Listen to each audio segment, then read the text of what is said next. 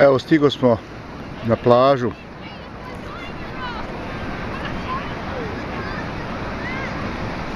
Pa da pokažem dio ambijenta, gdje ćemo danas poslijepodne biti na kupanju. Kako vidite, plaža je puna.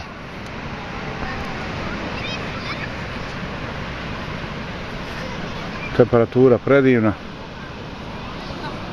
Možda negdje oko 30-ak i nešto.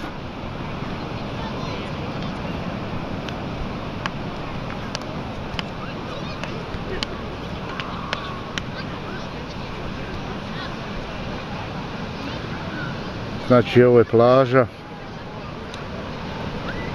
Pilskog Prometrija, jedna od možda 50-ak, 60, pa čak i više. Ovdje je samo do ovdje je dozvoljeno vožnja autom, poslije možemo ići pješke ili biciklom.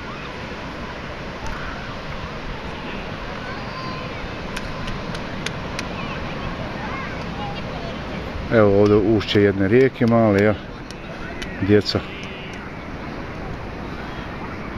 se kupaju. Mi smo u pravom ambijentu Australije danas. Gore neki izlopnici. Ali odmah njih prvi sad. Patina u Australiji.